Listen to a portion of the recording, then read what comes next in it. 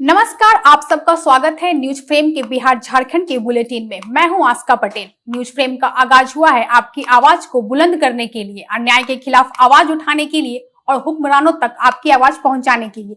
तो चलिए शुरुआत करते हैं आज की खबरों से। भारत और पाकिस्तान के बीच अब युद्ध विराम हो गया है। इस संबंध में जानकारी देते हुए विदेश सचिव विक्रम मिश्री ने बताया कि आज दोपहर 3:35 पर दोनों देशों के डीजीएमओ के बीच बातचीत हुई थी। इस बातचीत में निर्णय लिया गया कि आज शाम 5 बजे से दोनों देश आकाश, जल और थल मार्गों पर सभी प्रकार के हमले तत्काल प्रभाव से रोक देंगे। इसके साथ ही दोनों देशों के बीच औपचारिक रूप से सीज फायर लागू हो गया है। मिस्री ने यह भी बताया कि 12 मई को दोनों देशों के अधिकारी आगे की रणनीति पर चर्चा करेंगे। झारखंड मुख्यमंत्री हेमंत सोरेन ने अपने आवास में भारत पाकिस्तान के बीच चल रहे युद्ध से संबंधित स्थिति पर राज्य में विभिन्न स्तर की तैयारियों को लेकर विभिन्न विभागों के पदाधिकारियों के साथ उच्च स्तरीय बैठक की। Bureau report, news frame. Ramgarh police ने राहुल दुबे गिरोह के 4 अपराधियों को गिरफ्तार किया। ये चारों अपराधी 12 अप्रैल को सिरका कोल परियोजना के कोयला स्टॉक के पास हुई गोलाबारी और हाईवा में आगजनी की घटना में शामिल थे। पुलिस अधीक्षक अजय कुमार के निर्देश पर गठित विशेष टीम ने इन अपराधियों को गिरफ्तार किया है। उनके पास से हथियार सहित कई अन्य आपत्तिजनक सामान भी बरामद किए गए हैं।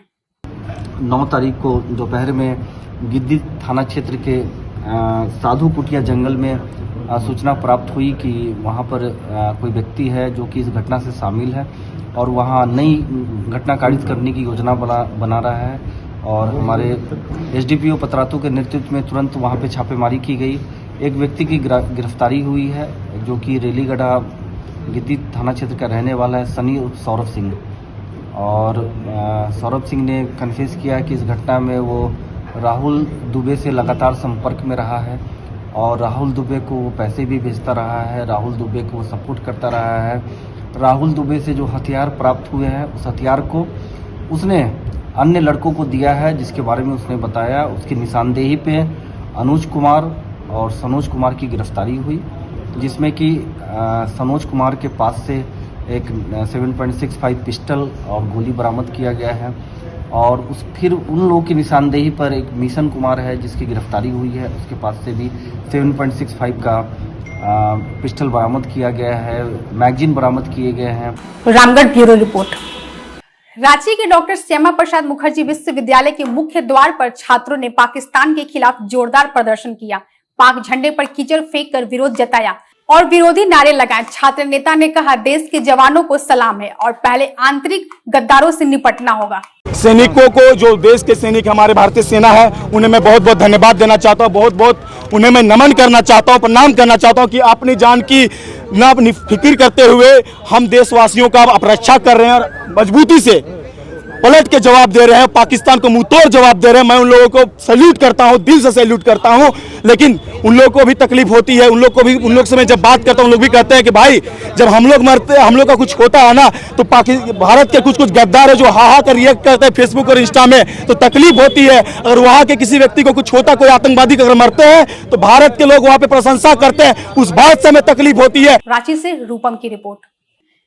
भारत पाक को देखते हुए बोकारो स्टील प्लांट की सुरक्षा बढ़ा दी गई है। सीआईएसएफ ने प्लांट को संवेदनशील मानते हुए एडवांस सुरक्षा इंतजाम किए हैं। हर गेट पर कड़ी निगरानी रखी जा रही है। गृह मंत्रालय ने अधिकारियों को विशेष निर्देश दिए हैं। ये आपको पता है कि बोकारो स्टील प्लांट की सुरक्षा की जिम्मेदारी सीआईएसएफ के पास है और कल शाम सीआईएसएफ की तरफ से बोकारो स्टील प्लांट को ये कम्युनिकेशन प्राप्त हुआ है कि प्लांट के सभी गेट में एंट्री के टाइम में जो एक पास चेकिंग करने की जो सिस्टम है हमारा, वो वैसे भी होता है, उसको थोड़ा और मुस्तैदी से किया जाएगा। बोकारो से चंदन सिंह की रिपोर्ट। खूंटी जिले के मुरहू थाना क्षेत्र के पतराडीह गांव में डायन के नाम पर एक महिला की नींद में ही बेरहमी से हत्या कर दी गई। घटना 6 मई की रात की है, जब गांव की 40 वर्षीय बुतनी हुन्नी पूर्ति की अंधविश्वास के कारण नींद में ही टांगी और कुल्हाड़ी से काटकर निर्मम हत्या कर दी गई। इस मामले में पुलिस ने कार्रवाई करते हुए 4 अपराधियों को गिरफ्तार कर लिया है। कुछ दिनों पूर्व मुरहू थाना के पतराडीह गांव में एक 40 वर्षीय महिला बुधनी हुन्नी पूर्ति की हत्या अज्ञात अपराधकर्मियों द्वारा कर दी गई थी। उस घटना में एक छापामारी टीम का गठन किया गया। छापामारी टीम द्वारा त्वरित कार्रवाई करते हुए 2 दिनों के अंदर घटना में शामिल 4 अभियुक्तों को गिरफ्तार किया गया है। खूंटी से रूपम की रिपोर्ट। भारत और पाकिस्तान के बीच तनाव और युद्ध के हालात के बीच बिहार के मुख्यमंत्री नीतीश कुमार ने हाई लेवल मीटिंग बुलाई थी।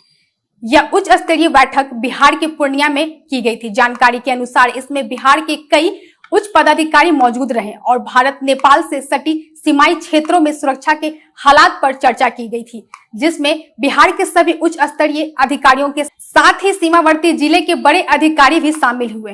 पूर्णिया से रितेश की रिपोर्ट। बिहार में सियासी गलियारा भी देशभक्ति के रंग में रंगा नजर आ रहा है। बीजेपी और जेडीयू दोनों ही पार्टियों के नेता आतंकवाद के खिलाफ आग उगल रहे हैं। बिहार सरकार के मंत्री अशोक चौधरी ने पाकिस्तान के खिलाफ भारत की कार्रवाई को मुनासिब करार देते हुए कहा कि बर्दाश्त की भी एक सीमा होती है। भारत अब किसी भी सूरत में अपनी जमीन पर दहशतगर्दी को कबूल करने को तैयार नहीं है। हमारे एरियाज में आके और आप हमको डिस्टर्ब करेंगे तो समय है कि उनको सबक सिखाना पड़ेगा, क्योंकि कुछ घाव को बहुत लंबे समय तक पाल के रखिएगा तो वो कैंसर हो जाता है, फिर वो लाइलाज हो जाता है। इसीलिए समय रहते हुए आने वाली संतति और आने वाली पीढ़ी के लिए हम लोगों का ऐसा इलाज करना जरूरी है, और ये इलाज देश के प्रधानमंत्री मोदी जी के नेतृत्व में ही संभव है। किसी भी जाति, धर्म, क्षेत्र, भाषा का लोग है, सब भारतीय एकजुटता के साथ इस आतंकवाद के दुश्मनों को विरुद्ध खड़ा है। देश के प्रधानमंत्री नरेंद्र मोदी जी, बिहार के मुख्यमंत्री नीतीश कुमार जी के साथ हर बिहारी, हर भारतीय पूरी ताकत से खड़ा है। पटना से मयंक गौतम की रिपोर्ट। अपने 1 दिवसीय दौरे पर मुंगेर पहुंचे पूर्व केंद्रीय मंत्री अश्विनी चौबे ने बड़ा बयान दिया। कहा कि बहुत जल्द पीओके भारत का हिस्सा होगा। ये तो ट्रेलर है, पूरी फिल्म अभी बाकी है। उन्होंने कहा कि पीएम मोदी ने मधुबनी से आतंकवाद खत्म करने की सौगंध ली है। भारत से टकरा रहा है जो स्वयं भारत भूखंड से निकला हुआ देश, और आज भारत को चुनौती दे रहा है। आश्चर्य। और जिस प्रकार से आतंकवादियों का गढ़ पाकिस्तान बना हुआ है, आज पूरा विश्व के अंदर आतंकवादियों का गढ़ जो है वो पाकिस्तान है। और पाकिस्तान, वहाँ की सरकार, वहाँ के तमाम ऐसे लोग जो इस आतंकवादियों के गिरोह को चला रहे हैं, प्रत्यक्ष या परोक्ष रूप से, उनके मंसूबे को पूरी दुनिया जान रही है। अब उनका मंसूबा चकनाचूर हो जाएगा, और सचमुच में इसी वक्त में भारत को उन्होंने छेड़ा है, तो अगर मुझे छेड़ोगे तो हम छोड़ेंगे भी नहीं। और इसी धरती पर भारत के प्रधानमंत्री श्री नरेंद्र भाई मोदी जी ने बिहार में मिथिला की शक्ति की धरती, माँ जानकी की धरती मधुबनी से यह संकल्प उन्होंने दोहराया था कि हम ऐसा करेंगे कि वो सपना में भी नहीं सपना आएगा। वैसा किया है। और अभी तो मैंने कहा ट्रेलर है, अभी देखते जाइए लंबे समय तक का। और ऐसे सभी को चिन्हित करके, एक एक जो चिन्हित करके, जितने भी इस प्रकार के कहा जाए आतंकवादियों का गढ़ है, उनके ट्रेनिंग सेंटर है, उनको संरक्षण देने वाला केंद्र है, उन तमाम चौकियों को, बंकर को ध्वस्त किया जा रहा है। मुंगेर से आलोक वर्मा की रिपोर्ट। अभी के लिए बस इतना ही। देश और दुनिया की सभी खबरों से अपडेट रहने के लिए आप हमारे YouTube चैनल को सब्सक्राइब करें और Facebook पेज को लाइक करें, और अपने सुझाव कमेंट बॉक्स में जरूर लिखें।